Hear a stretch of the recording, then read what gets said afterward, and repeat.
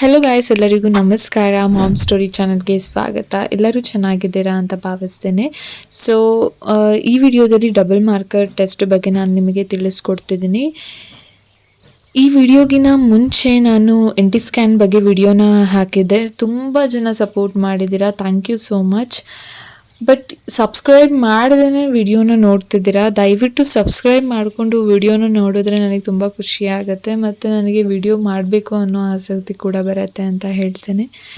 Like ಮಾಡಿ, share ಮಾಡಿ ಮತ್ತು ಬೆಲ್ ಐಕಾನ್ನ ಪ್ರೆಸ್ ಮಾಡಿ. ನಾನು ಮಾಡಿರುವಂತಹ ವೀಡಿಯೋಸ್ನ ನೋಟಿಫಿಕೇಷನ್ ಮೊದಲು ನಿಮಗೆ ತಲುಪತ್ತೆ. ಸೊ ಡಬಲ್ ಮಾರ್ಕರ್ ಟೆಸ್ಟ್ನ ಡುವಲ್ ಮಾರ್ಕರ್ ಟೆಸ್ಟ್ ಅಂತ ಕೂಡ ಕರೀತಾರೆ. NT ಸ್ಕ್ಯಾನ್ ಜೊತೆಗೇನೆ ಡಬಲ್ ಮಾರ್ಕರ್ ಟೆಸ್ಟ್ನ ಕೂಡ ಮಾಡ್ತಾರೆ. ಫಸ್ಟ್ ಸೆಮಿಸ್ಟರಲ್ಲಿ ಅಂದರೆ 11th 14th ವೀಕ್ ಒಳಗಡೆ ಮಾಡಬೇಕಾಗಂತಹ ಟೆಸ್ಟ್ ಆಗಿರುತ್ತೆ ಇದು. NT ಸ್ಕ್ಯಾನ್ ಮಾಡಿದ ದಿನಾನೇ ಡಬಲ್ ಮಾರ್ಕರ್ ಟೆಸ್ಟ್ನ ಮಾಡ್ತಾರೆ. ಅಂದರೆ ಬ್ಲಡ್ ಸ್ಯಾಂಪಲ್ ತಗೊಂಡು ಈ ಟೆಸ್ಟ್ನ ಮಾಡುವಂಥದ್ದು. ಏನಾದರೂ ಮಗುವಿನಲ್ಲಿ ಕ್ರೋಮೋಸೋನಲ್ ಅಬ್ನಾರ್ಮಲಿಟೀಸ್ ಇದೆಯಾ ಅಥವಾ ಜೆನೆಟಿಕ್ ಅಬ್ನಾರ್ಮಲಿಟೀಸ್ ಇದೆಯಾ ಅಂತ ಚೆಕ್ ಮಾಡೋದಕ್ಕೆ ಇದನ್ನು ಮಾಡ್ತಾರೆ, ಫೈಂಡ್ ಔಟ್ ಮಾಡೋದು. ಇದೊಂದು ಸ್ಕ್ರೀನಿಂಗ್ ಟೆಸ್ಟ್ ಆಗಿರುತ್ತೆ. ಅಂದರೆ 2 ವ್ಯಾಲ್ಯೂನ ಚೆಕ್ ಮಾಡೋದಕ್ಕೆ ಈ ಟೆಸ್ಟ್ನ ಮಾಡ್ತಾರೆ. BHCG ಮತ್ತು PAPPA ಅಂತ ಕರಿತೀವಿ. BHCG ಅಂದರೆ ಬೀಟಾ ಹ್ಯೂಮನ್ ಕ್ರೋನಿಕ್ ಗೋನೋಡೋಟ್ರೋಫಿನ್ ಹಾರ್ಮೋನ್ ಅಂತ ಕರಿತೀವಿ. ಮತ್ತು PAPPA ಅಂದರೆ ಪ್ಲಾಸ್ಮಾ ಪ್ರೋಟೀನ್ A ವ್ಯಾಲ್ಯೂ ಅಂತ ಕರಿತೀವಿ. ಈ ವ್ಯಾಲ್ಯೂನ ನೋಡಿಕೊಂಡು ಮಗುವಿಗೆ ಎಡ್ವರ್ಡ್ ಸಿಂಡ್ರೋಮ್ ಇದೆಯಾ ಅಥವಾ ಡೌನ್ ಸಿಂಡ್ರೋಮ್ ಇದೆಯಾ ಅಂತ ಚೆಕ್ ಮಾಡೋದಕ್ಕೆ ಇದನ್ನು ಟೆಸ್ಟ್ ಮಾಡ್ತಾರೆ. ಈ ಟೆಸ್ಟ್ನ ಎಲ್ಲರೂ ಮಾಡ್ಕೊಳ್ಳೋದಕ್ಕೆ ಡಾಕ್ಟರು ಸಜೆಸ್ಟ್ ಮಾಡ್ತಾರೆ. ಡಬಲ್ ಮಾರ್ಕರ್ ಟೆಸ್ಟ್ನ ಈಗ ಎಕ್ಸಾಂಪಲ್ ಒಂದು 35 years ಎಬೋ ಅವರಿಗೆ ಅವ್ರ ಬಾಡಿಯಲ್ಲಿ ಇಮ್ಯುನಿಟಿ ಪವರ್ ಕಡಿಮೆ ಇರುತ್ತೆ. ಸೊ ಅವರಿಗೆ ಹುಟ್ಟೋ ಮಗುವಲ್ಲಿ ಕ್ರೋಮೋಸೋನಲ್ ಅಬ್ನಾರ್ಮಲಿಟೀಸ್ ತುಂಬ ಇರುವಂತಹ ಸಾಧ್ಯತೆ ಇದೆ. ಸೊ ಏಜ್ಡ್ ಪರ್ಸನ್ಸ್ಗೆ ಕೂಡ ಇದನ್ನು ಸಜೆಸ್ಟ್ ಮಾಡ್ತಾರೆ. ಬಟ್ ಈಗ ಏನಂದರೆ ಎಲ್ರಿಗೂ ಈ ಡಬಲ್ ಮಾರ್ಕರ್ ಟೆಸ್ಟ್ನ ಸಜೆಸ್ಟ್ ಮಾಡ್ತಿದ್ದಾರೆ. NT ಸ್ಕ್ಯಾನ್ ಮತ್ತು ಡಬಲ್ ಮಾರ್ಕರ್ ಟೆಸ್ಟ್ ಎರಡನ್ನೂ ಕಂಬೈನ್ ಮಾಡಿ ನಮಗೆ ರಿಸಲ್ಟ್ ಕೊಡ್ತಾರೆ. ಬರೀ NT ಸ್ಕ್ಯಾನ್ ಅಥವಾ ಡಬಲ್ ಮಾರ್ಕರ್ ಟೆಸ್ಟಿಂದ ನಮಗೆ ರಿಸಲ್ಟ್ ಗೊತ್ತಾಗೋದಿಲ್ಲ. ಸೊ ಎರಡನ್ನೂ ಕಂಬೈನ್ ಮಾಡಿ ಪರ್ಫೆಕ್ಟ್ ವ್ಯಾಲ್ಯೂನ ಕೊಡ್ತಾರೆ. ಇದು ನನ್ನ ರಿಪೋರ್ಟ್ ಆಗಿರುತ್ತೆ.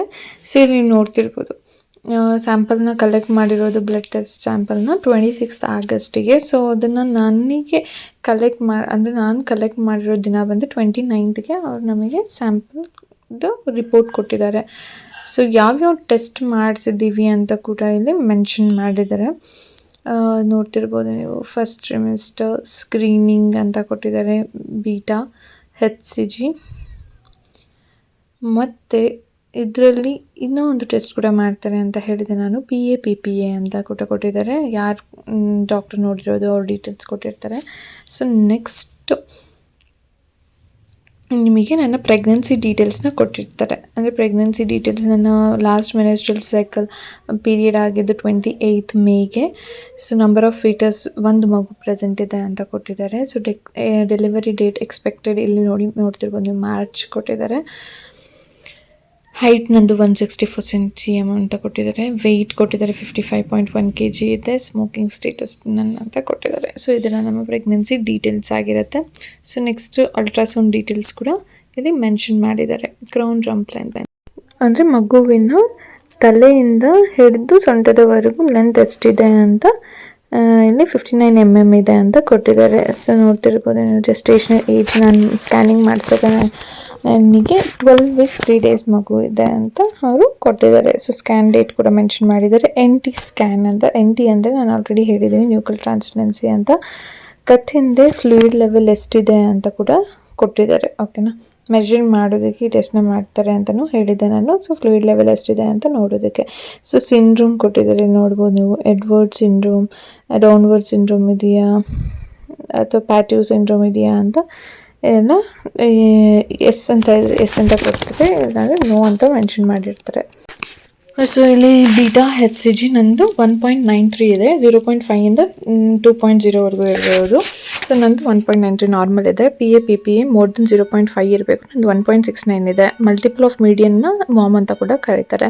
ಸೊ ಇಲ್ಲಿ ರಿಸ್ಕ್ ಅಸೆಸ್ಮೆಂಟ್ ನೀವು ನೋಡ್ತಿರ್ಬೋದು. ಡೌನ್ ಸಿಂಡ್ರೋಮ್, ಏಜ್ ರಿಸ್ಕ್ ಈ ಥರ ಎಲ್ಲ ಕೊಟ್ಟಿರ್ತಾರೆ. ನಂದು ಲೋ ರಿಸ್ಕ್ ಇದೆ, ಅಂದರೆ ರಿಸ್ಕ್ ಇಲ್ಲ, ನೆಗೆಟಿವ್ ಅಂತಲೇ ಹೇಳ್ಬೋದು. ಸೊ ಇದು ನೆಗೆಟಿವ್ ರಿಸ್ಕ್ ಅಂದರೆ 1:10 1:1000 ಇರಬೇಕು. ಅಂದರೆ ಇದನ್ನು ಲೋ ರಿಸ್ಕ್ ಅಂತ ಕರೀತಾರೆ, ಅಂದರೆ ಲ್ಯಾಕ್ಸಲ್ಲಿ ಇದು. ಓಕೆನಾ. ಸೊ ಅಬ್ನಾರ್ಮಲ್ ಇದ್ದರೆ ಇದನ್ನು ಹೈ ರಿಸ್ಕ್, ಪಾಸಿಟಿವ್ ರಿಸ್ಕ್ ಅಂತ ಬರುತ್ತೆ.